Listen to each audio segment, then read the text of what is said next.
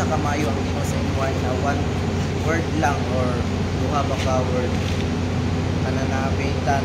si Jesus is kana nang manluwas kana daw. So wala si Maya.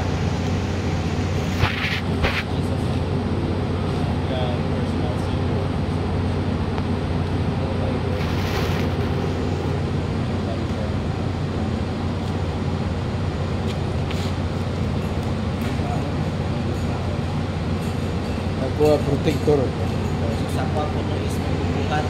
ay siya ang nagbuhat sa tanan langit na sa kong kinabuhi. Ngayon sa di pa ka padayon kana na ang mag-ako na ta. Amahan na mga langit mo Lord, salamat kay sa mga kamayo sa mga pagsitaksak sa kinabuhi Lord na nakadangat ang sakta mo alang sa hindi mo magpagpagpagpag ka sa iyong mga sa pulong Lord o mayaon ka namin Lord, salamat kayo ng ikaw magiging ka namin pagkakalangin sa mga Ginoo na ako Lord na magdala sa mga Ginoo Lord na nag-aamon kami Ginoo ikaw mag-silyo ka namin Ginoo wala ng Espiritu ginagagam ka namin sa mga tubig na ito mamuhat na dili nga ako na dili mo pagpot ang mga Ginoo o Lord isang sa unan sa mga pagpadayon Ginoo Lord ikaw mag-protection palimot ang ginatulalo sa mga Lord o Espiritu na Ginoo sa mamaki Ginoo Lord ako mga ipang istorya din mga dalilan nila masarap na gusto sila sa kaso ng mga mula ito na ako mapaako isali niya ba rin pinaagis ka na nangalan ni Jesus Amen. so ito na yung ito ka na itong tanan no? So ang pulong sa Ginoo makita sa unang Korinto 10:31 so giimuan ko ni siya og kanang tema nga good lifestyle or maayo pamaagi sa kinabuhi. So kini nga kana ang verse is mo kini ang una kitang sulat ni Pablo alang sa mga taga Corinto. So naingon sa dari busa kung kamo mukaon o muinom o magbuhat sa bisan unsa buhatan ninyo ang tanang utang alang sa himaya sa Dios. So dili lang kay kita ay dili lang kay sa Korinto ni niya nga pulong ang gihatag kundi pati kanato nga mga anak sa Ginoo mga Kristohanon ay kita nga mga Kristohanon gitawag sa Ginoo nga magkinabuhi nga matulunganon diha kaniya ug makita mo bitay magbuhat ug kanana ang kahayag sa kuan sa ubang mga tawo nga panakabalo o nga pangutana ta sa tong kagalingon nga unsa day na ang lifestyle. So ang lifestyle is kanang kuan pag-atuman sa lawas bitaw kay kini atong lawas mo Lord is kanang mo ni ang tingko sa atong buhi nga Dios. So mo nang dapat nato nga kanang atumanon dili bitaw yung mga kanang ang life mo kuan mga bisyo-bisyo ana kay dapat day nato nga ambingan nato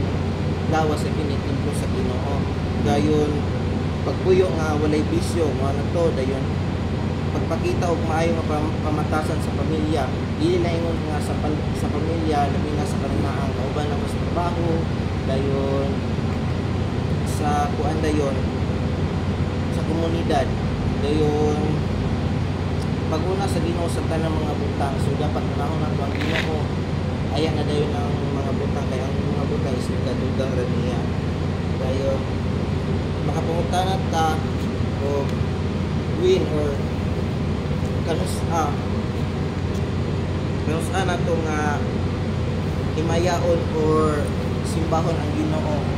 dili ingon nga sa adlaw lang nga Domingo yan lang tamubuhat sa iha pagdayo kay lagi kuan nga kana ang adlaw pagpahulay pero dapat kana ang simbahon nato ang Ginoo himayaon nato ang Ginoo sa tanan nga panahon o sa tanan nga oras.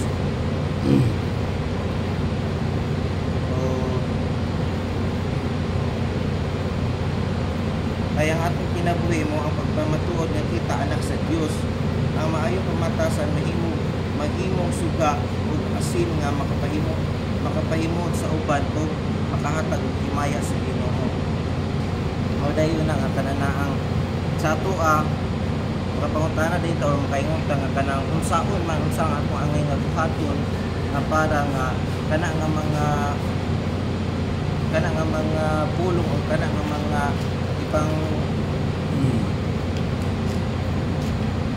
pangbasa nato sa Biblia kung saan nato nga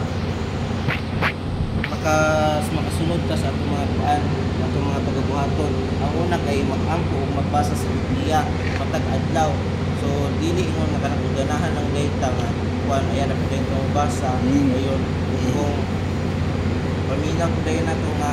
wala kayo tay debate o kana bitaw namgod sa mga encounter gyapon ko na sa pagalingon kay usahay kay pag nasa kanina ang murag biskay na bitaw wala na ikuha ang ning kumbate amor mabaliwala dayon so nga na pag nanap dayon pati on diyan ito makahinapod ba nga na nangalang o diay na kuan nila ko kay wala ko baliwala na ko sumonto kay tagyong biasa nga ang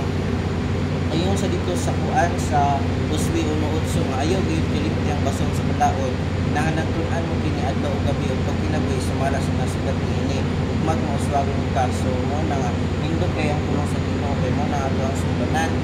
dayon o ang ikaduha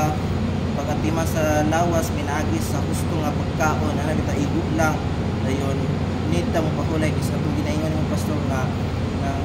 dili maayo nga magpalabi na trabaho sunit ta nga mo rest ka kay ang atong lawas is kuan biya dili biya imong nga robot nga kaya na tumukuan. So dayon ay katulo is pagbuhat sa tanan alang sa himaya sa Dios. So mo na ang bisan kung unsang atong buhaton buhat tag maayo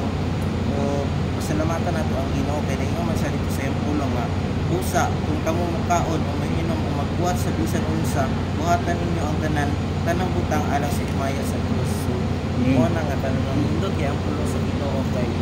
sa tanan kay bisan ganis pag-inom bisan sa kung sa pagdira so dapat ay pasalamatan nato ang Ginoo. So kana na ang pulong sa Ginoo akong kasya. Praise the Lord. Nindot ni kayo no. Ana gitudlo sa to dili lang sa unsa ka nga posisyon no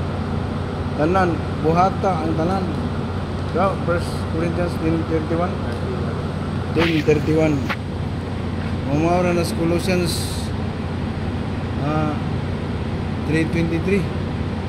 parehas na kung isa kung sa imong buhaton buhata ka na alang sa Ginoo no kaya yun na siya nga buhata ang bisag unsa para sa Ginoo kaya nato mga trabahante man ta kung at natay amo sila po na po sila amo si Jesus ang pinakaamo na to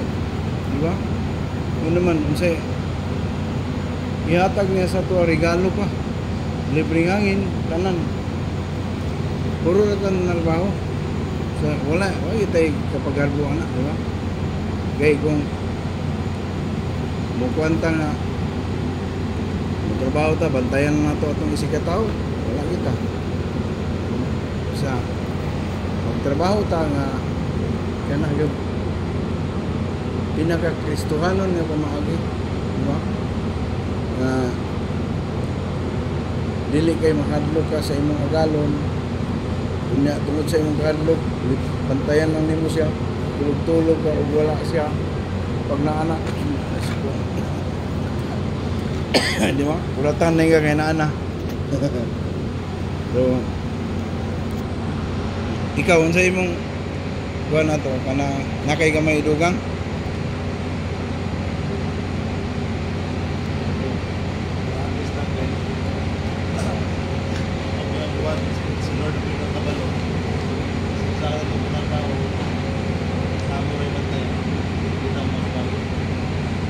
no good dili ta magmauswagon tinod kaya imong bantayan ang imo ramang agalon nya mabantayan pa nimo imong kauban kay basing mutug-an niya ako kauban diba ang kinahanglan nasa to kasing-kasing mo serbisyo diba si Jesus ni ani dire para nga manerbisyo dili siya magpaserbisyo